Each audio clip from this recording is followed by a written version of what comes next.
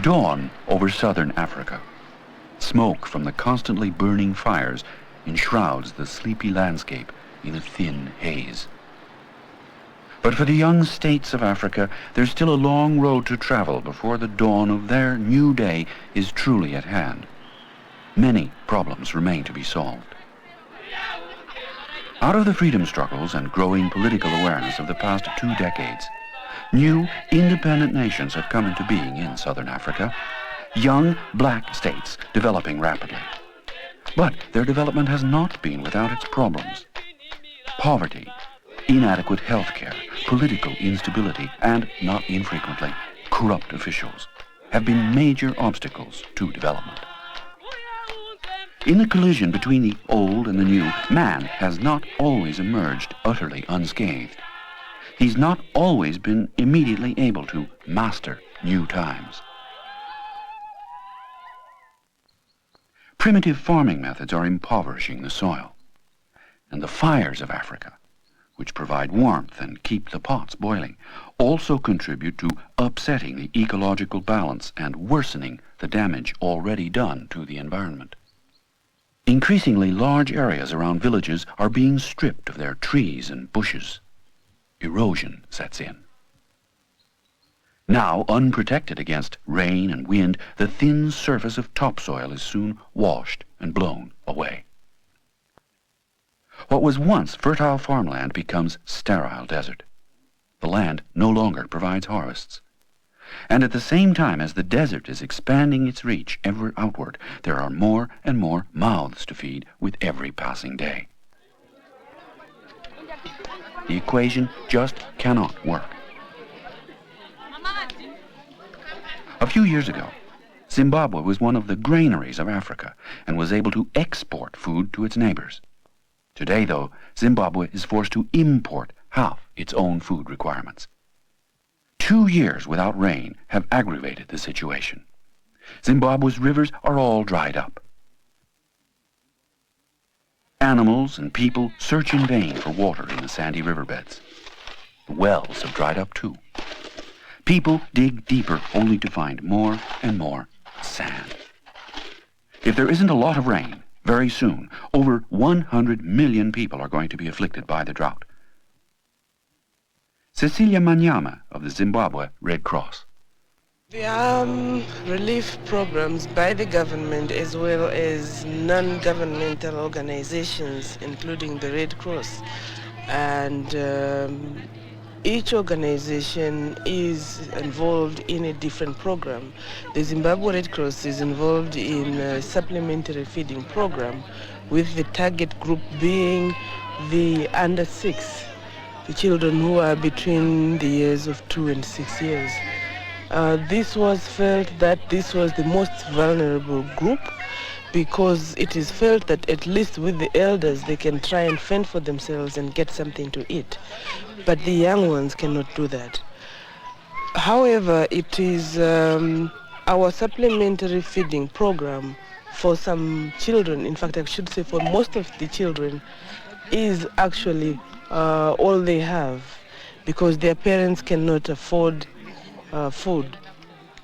For the time being, acute disaster relief remains an essential task for all the relief organizations working in southern Africa.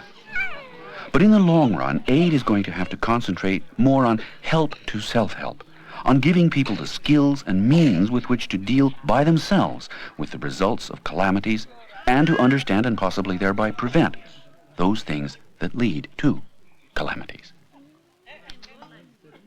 The work toward a better future, a future in these people's own hands, has begun. But it has to start absolutely from scratch and proceed in the simplest possible manner. The way it's being done, for example, in Lesotho, one of the very poorest countries in the world. Here, in this remote village school, the children are learning simple first aid and basic hygiene. The more people who can spread such skills out in the villages, the better. Every year, a couple of thousand women from all over Zimbabwe come here to the Westwood Training Centre outside Harare, the capital city. Here they learn health and childcare, nutrition, and a great deal more too. Headmistress of the school, Irene Mparutsa. The courses we run here are theoretical and practical. The main reason why we're running this course is to teach women to improve the health of their families. Nutrition is one of the biggest health problem we have in Zimbabwe. The other subject we teach them is home nursing. Most people live very far from hospitals, and they often find they have to look after their own sick in their own homes. So our home nursing is mainly to teach them how to look after a sick person, what sort of diet to give a sick person, what sort of hygiene to maintain on a sick person, etc., etc. Health and home nursing aren't the only things the students learn at Westwood. The school also has its own farm with chickens and rabbits, plus a large market garden. The chickens, rabbits, and products from the garden not only provide income for the school, they also show the students how they, too, can help support their families when they return home to their villages. In their home villages, they'll be functioning as a kind of instructors, spreading knowledge and skills farther and farther out into Zimbabwe's remote wilderness areas, a program of the rings on the water type.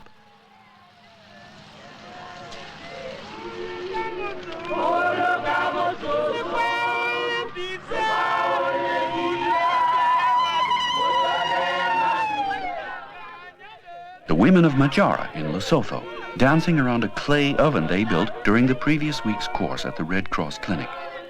If they prepare their food in the oven, instead of over open fires, they'll save a lot of fuel. In the long run, that knowledge will help ensure that fewer trees and bushes are cut down, and thus perhaps help make the ever-expanding desert expand just that much less in this part of the world. One way to halt the expansion of the deserts is to plant new trees. During their week at the Majara clinic, the women also planted hundreds of apricot and peach seedlings. This was partly so as to provide the clinic with income from fruit sales, but it was also to give the women skills they could take back home with them. And it's usually the women who do the heavy work. Most of the men have had to seek jobs in neighboring South Africa. Connecting ecological destruction and tree planting can seem a bit far-fetched today, but it's a fact that by the year 2000, people in large areas of Africa will not be able to eat hot food or heat their dwellings because there won't be any trees left to burn, unless this present devastation of trees and bushes stops. In the long term, the people of Africa may even find themselves, if nothing is done, having to eat all their food raw. The daily routine at the Majara clinic, however, is typical of that of Red Cross clinics, a combined district nurse station and pediatric care center. Over 1,000 visitors come here every month. Most of them, of course, are women and children. The children are weighed, measured, and examined.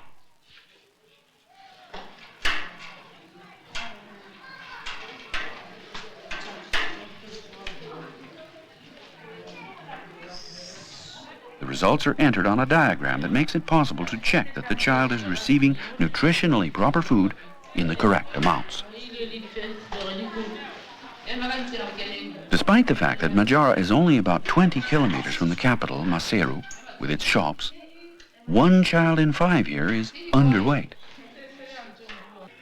Majara is only one of the 9 clinics the Red Cross operates in Lesotho. Majara is easy to get to. But getting farther out into the countryside, and particularly up into the mountains, is another matter altogether. Out of the morning mist, several women come walking. They've been walking for hours, with their belongings on their heads, and their children on their backs. Soon, there are more women. They arrive from different directions along narrow paths that run along the mountainsides. Some even come on horseback, but most are on foot.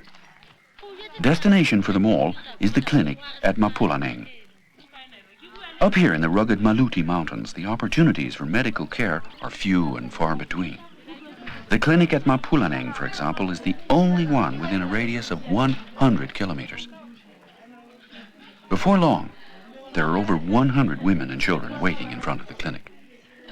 Wrapped in their beautiful blankets against the chill of the early hour, they wait patiently for the clinic to open for the day.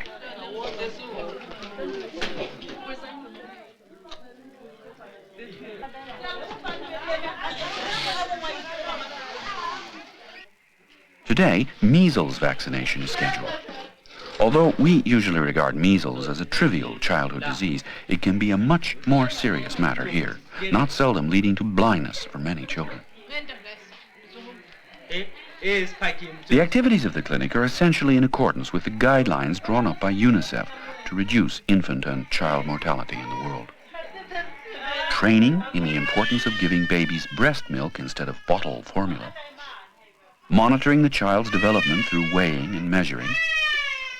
Vaccination against diseases. And distribution of salt sugar solution as a cure for potentially deadly diarrhea diseases.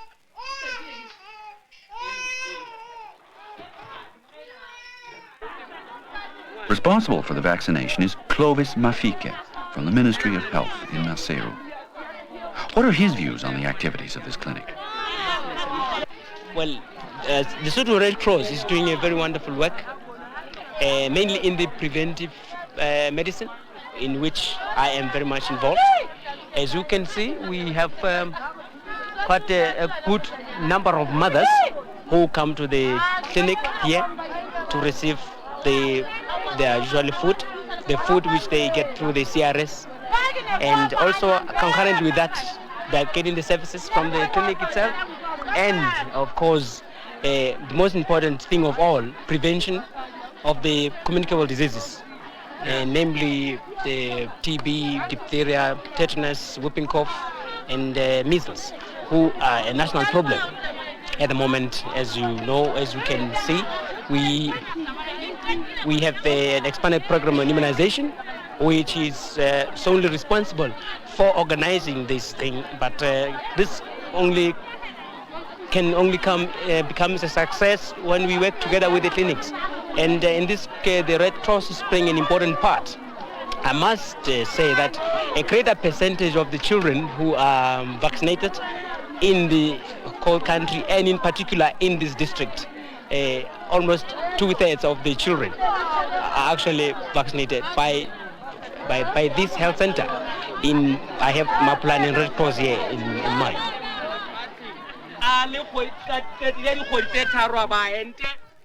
Clovis Mafike also takes the opportunity to instruct the women in how to discover and treat children's diseases and in the importance of hygiene.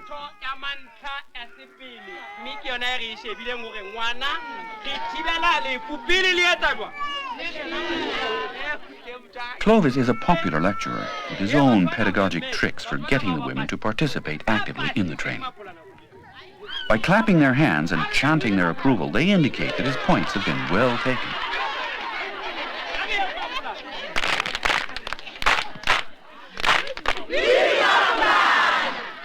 Today, these development efforts reach those most sorely in need of them. Children, the elderly, the sick, and the handicapped. Such as here in Katavinya in eastern Zimbabwe, where over 100 disabled people have gathered to wait for the arrival of one of the Red Cross's rehabilitation teams. During the week, Red Cross volunteers have gone from village to village searching for handicapped people who are often hidden away by embarrassed or frightened relatives. Now, for the first time ever, they're going to be having their disabilities examined by nurses and physiotherapists. The program is a simple and down-to-earth one. First, a form is filled in describing the problems. Those who cannot write place an X on the appropriate part of a drawing of the human figure. The X shows where the problem is. In many cases, simple physical fitness training is enough to improve the disabled person's situation. This man cannot move his feet. Fatima, a physiotherapist, presses and feels and instructs him on how to train to improve the mobility in his feet.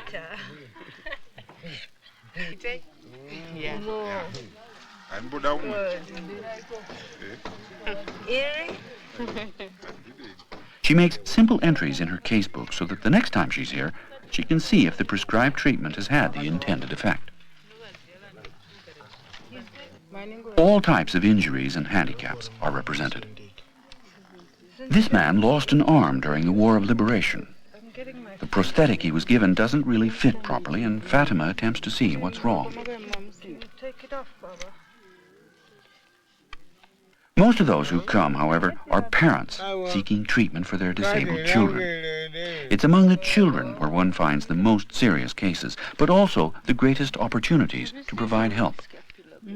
Dorcas Senda, in charge of the rehabilitation program in Zimbabwe, has this to say.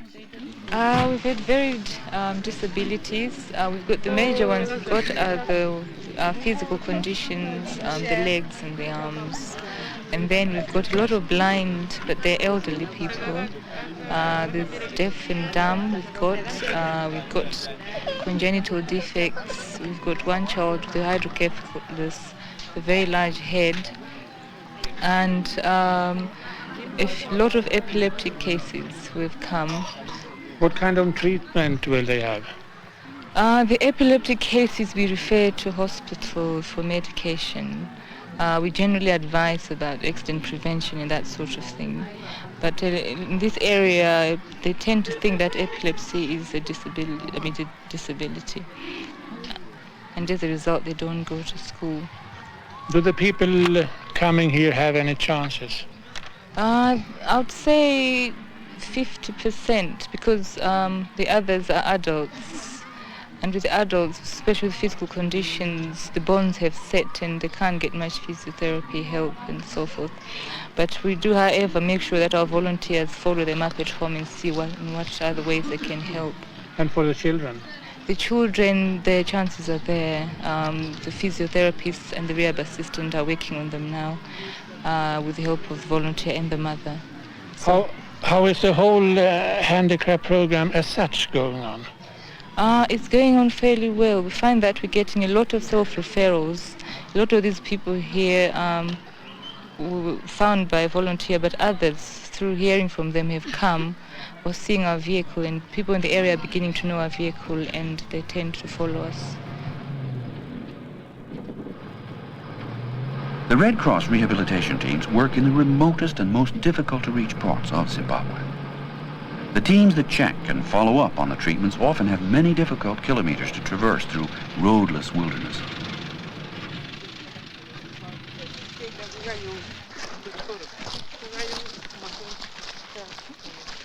But the visits out in the villages are important if the treatment is to have an effect.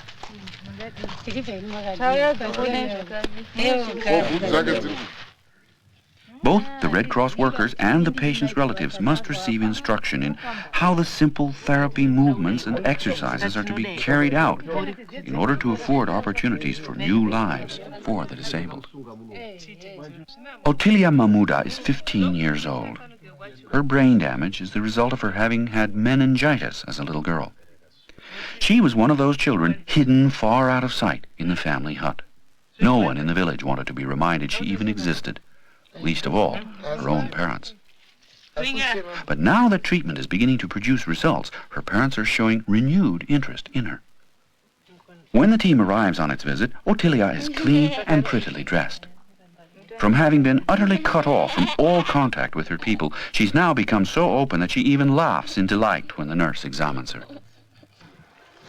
But what does the future look like for Africa's handicapped?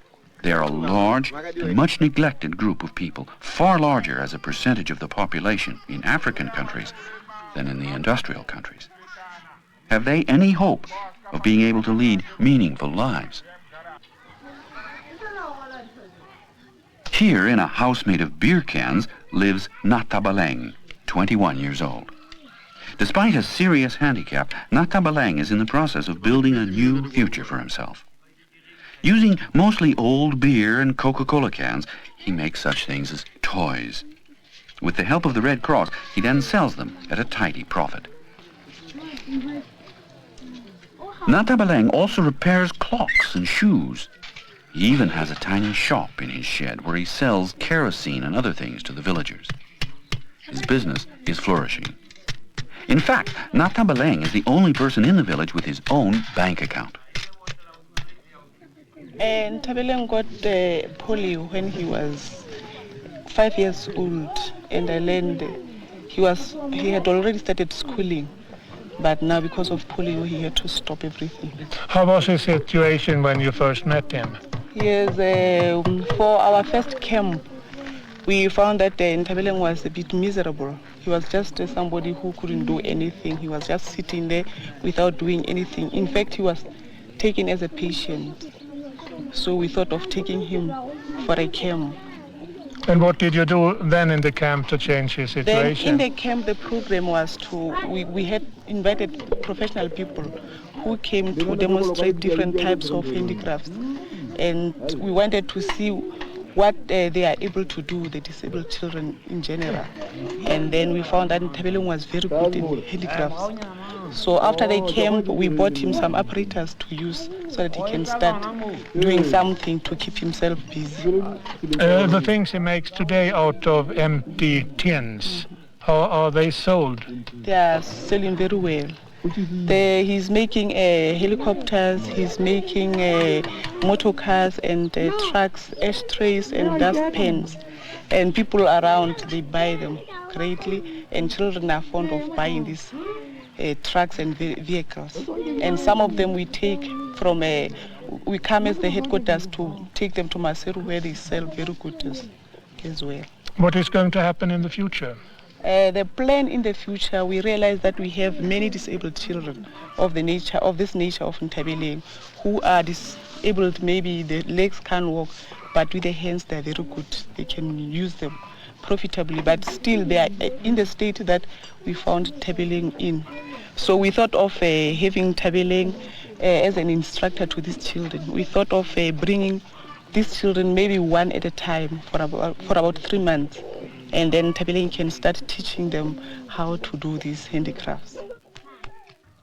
Ntabeleng is, of course, an unusually successful case in point. But his case nevertheless demonstrates that even severely handicapped people can obtain new and better lives through simple measures. The Red Cross's long-range development work in southern Africa is going to bear fruit.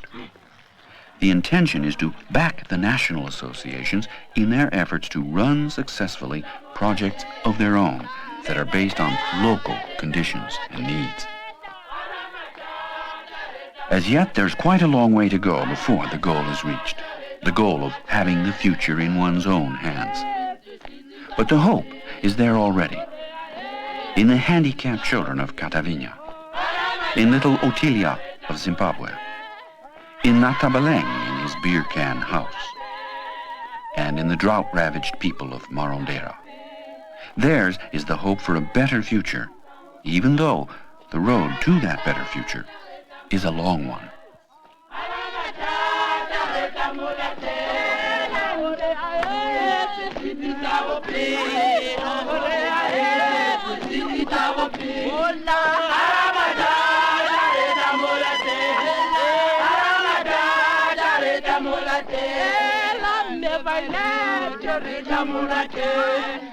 Never let